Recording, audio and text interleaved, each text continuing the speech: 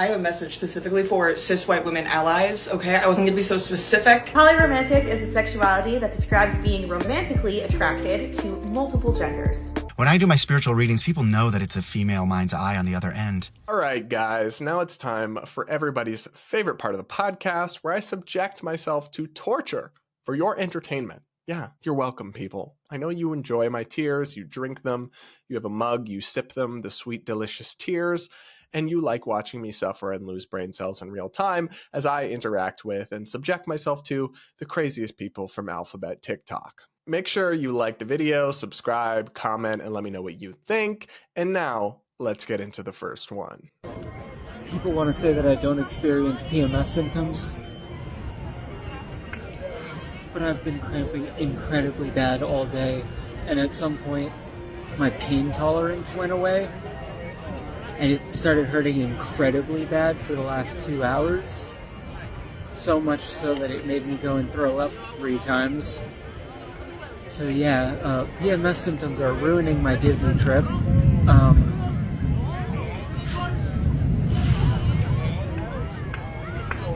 Just ruining my Disney trip. So, first, my friend, I'm honestly sorry if your Disney trip is being ruined. That sounds really unpleasant. Never good to get sick on vacation. That really sucks. Heart goes out to you there. But you're not having PMS symptoms because you're not having a period, because you are not female.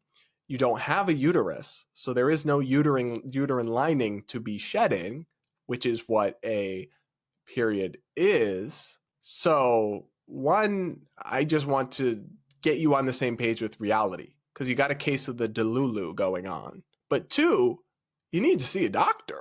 Like something else could be going on. And that's the other problem with this kind of Delulu nonsense from trans activists on TikTok about how they have periods.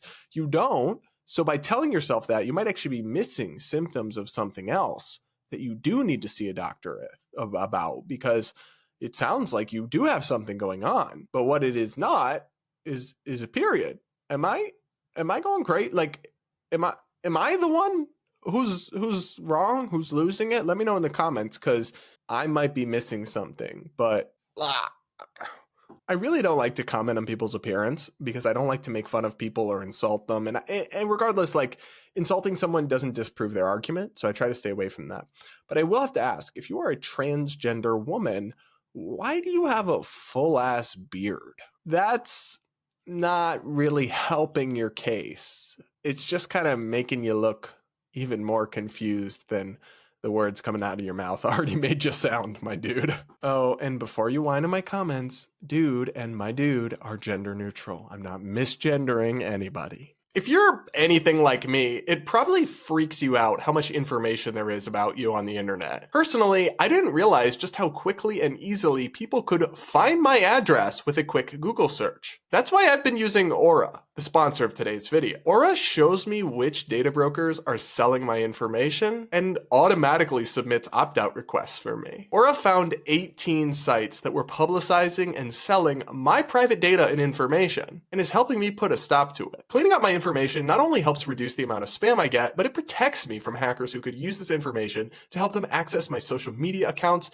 bank accounts, or other sensitive information. And Aura does even more than all that to protect me from online threats I can't see. I get other features like antivirus, VPN, password management, parental controls, identity theft, insurance, and more without having to download several different apps. It's really easy to set up, and best of all, I get it all at an amazing price. And you should too. Go to www.aura.com/Polumbo, Polumbo, and get yourself some peace of mind and privacy today. Again, you can go to aura.com/Polumbo, which is linked in the description, to start your 14-day free trial today and support my content at the same time. Up next, this TikTok activist has a message, yet again, for the white women out there, you evil villains. Take a listen. I have a message specifically for cis white women allies, okay? I wasn't gonna be so specific, but I thought about it, and you guys are literally the only people who okay? I'm wearing my work lanyard here just so you can see A, all my beautiful pins, but B, my... So beautiful. Tell me why, at work, all the time, I get people going, She. Oh, I'm sorry. I just don't know how to pronounce. Oh, I'm just so sorry. I just don't know. But she. That one whose pronouns. That weird. That queer one. First of all, look with your eyes. Read. Second of all, that one. Point. Why do you need to make it so weird whenever you don't know someone's pronouns? Or here's a radical thought. Ask. Who helped you today? Oh, what are your pronouns? They, them. Who helped you out today? I do not need... Shut up. Well, they, them seems lovely. So first, I just have to call cap on this video. Like this, at least how this person is describing it did not happen. Nobody said, that queer one, that's the one that helped me. Or if they did, they're the rudest person alive. But I have a hard time believing somebody actually did that in 2024. And it's certainly not something that routinely happens to this person. I can promise you that. As for why they didn't read your pins, well, maybe because you have 20 of them, right? When I see somebody covered in those pins, I don't read all of them. If they only had one, I'd probably take a look at it and scan it if I was talking to them or whatever. But when there's like 20 and they've got everything under the rainbow, all sorts of activist causes and slogans and weird little anime things or whatever all that is, ain't nobody got time for that. I'm not going to read all that. Sorry that happened, or happy for you, but like whatever. I'm not going to read all that. And also, even if they do see your pin, nobody has an obligation to call you they, them. Like nobody has to affirm your identity. That doesn't even make sense. In fact, I can see why many women wouldn't want to, because the concept of non-binary is rooted in pretty crude, misogynistic and sexist stereotypes about men and women. So I can see why women wouldn't want to participate in that or affirm that. And then honestly, like if you can't cope with that, it's kind of a you problem. You've kind of just got to figure out how to be okay with yourself, that not everyone around you in the world is going to constantly affirm you. And if you've got a strong sense of self, you should be okay. But if you don't, you might kind of spiral like this for TikTok. Up next, again, they're doing the period thing. Once a month, trans women will experience what is known as a period. Some astute viewers might notice that most trans women don't have a uterus, let alone an ovaries or anything along the lines of that. But that doesn't change the fact that they are experiencing a period. There is one of three things at work here, and two of them are the same. The main one is they're experiencing PMS. Now, people who experience PMS are anyone with a hormone cycle similar to a woman's. This includes trans women, cis women, and intersex people, or they're experiencing post-menstrual dysphoric disorder. Men can actually even experience what is similar to a period because of their hormone cycle. If a man has a high amount of estrogen in their body, they will have irritable male syndrome, I believe is what the name is called. What a fun name. Right now, my body doesn't have a uterus in it. But my body still thinks I do. Right now. It's called a period. Because that's what it's colloquially known as. Linguistically, we're not going to sit there and be like, I'm PMSing every single time. We're just going to say, I'm on my period. When you're feeling under the weather, you might say, I have the flu. You probably don't have influenza. I know conservatives hate this, but it's not pedantic to say, I'm on my period. It's not wrong to say that either. It is, though. Baby girl. Cupcake, baby they.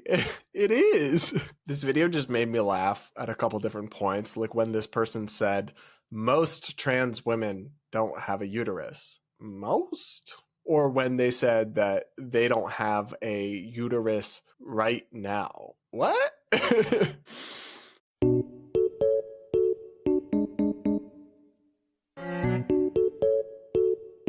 Again, I don't need to rehash every point I already made, but it's not a period. No uterus, no shedding of the uterine lining, no eggs. Like, this is biology 101 stuff. I'm not even the best situated to explain it for many reasons, but maybe leave it to the people that either have experienced this or have some sort of education or understanding in these things to explain what is and isn't, rather than spouting off this kind of nonsense. Up next, new sexuality just dropped, I guess. The polyromantic pride flag. Polyromantic is a sexuality that describes being romantically attracted to multiple genders.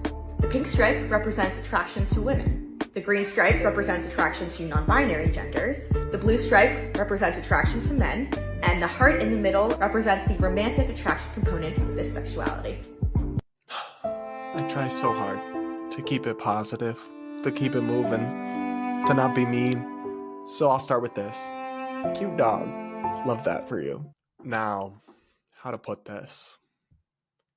Babe, you're incoherent. There's already a name for this. There's already a label. There's already even a freaking flag. It's just called bisexual, baby girl. You don't have to make up new words, make up fake new labels. It's okay. There are two sexes, male or female. Some people are attracted to one. Some people are attracted to both. If you're attracted to both, you're bisexual. You're not polyromantic, asexual, demigod, spirit, whatever. No, I understand that maybe being bisexual is too boring and too accepted and too normalized and too tolerated for you, and that you want to be oppressed. So you have to come up with something that sounds like more points on the oppression Olympic scale. I understand that, but you need to reject that impulse. And I understand that your online little bubbles have taught you that victimhood and identity are a form of currency, but that's not the way the real world works. And it's not a recipe for a happy life. Stop overcomplicating things. You're making it harder for the public to accept the LGBT community because you keep making up new words and names and concepts that people can't understand for things that already existed and already people do understand. So you're just confusing people and making them less likely to accept the community. Is that really what you're going for? Are you happy about that? Are you happy with that? But hey, it might get you some likes and views on TikTok, I guess. Hey. What? Nothing. Finally, and one more before I go drink my sorrows away. One more TikTok, this time about J.K. Rowling, because they are just obsessed with her. Take a listen. Just a friendly reminder that J.K. Rowling is a TERF. That's a trans-exclusionary radical feminist. Now, these are feminists who despise transgender women. They don't think they're real, that a female brain can be inside a male body or vice versa. When I came out as transgender 2 years ago, people didn't believe it. You're such a handsome, confident guy. Yeah, but look at the writing I make. Look at the music I make. When I do my spiritual readings, people know that it's a female mind's eye on the other end. They can tell that it's a female writer. I find this interesting because J.K. Rowling's alias, Robert Galbraith, it took years for people to realize that it was her. I've read a lot of her books that aren't Harry Potter, and they do read like male mystery writers. Also, Harry Potter really does capture the pubescent journey of a young boy. And transgender people who went through the wrong puberty, they're oftentimes stuck at a prepubescent age. I'm kind of stuck at 13. I guess what I'm saying is J.K. Rowling might be... Oh?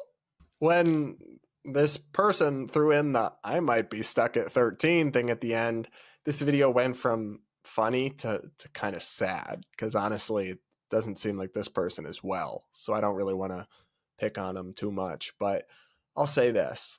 Nobody believes that trans people aren't real. They just disagree with your new definitions of gender and sex. And that's their right. And having actually looked into J.K. Rowling's views extensively, I don't believe that she's hateful towards anybody. But ironically, this kind of video actually is hateful, or at least bigoted in a way. The entire notion that there's like a feminine form of writing and art and poetry versus a male form, like what? The absolute stereotyping that's going on here, as if women writers only write a certain way and men writers write a certain way, and there's a feminine spirit and a masculine spirit. Like all of that's pretty much made up and not real. And for people who complain about the patriarchy so much, you don't seem to realize how everything about you and what you're saying is ironically reinforcing sex stereotypes that don't actually have much to do with the reality of the two biological sexes. If anything, I think I'm more of a gender abolitionist than these people, because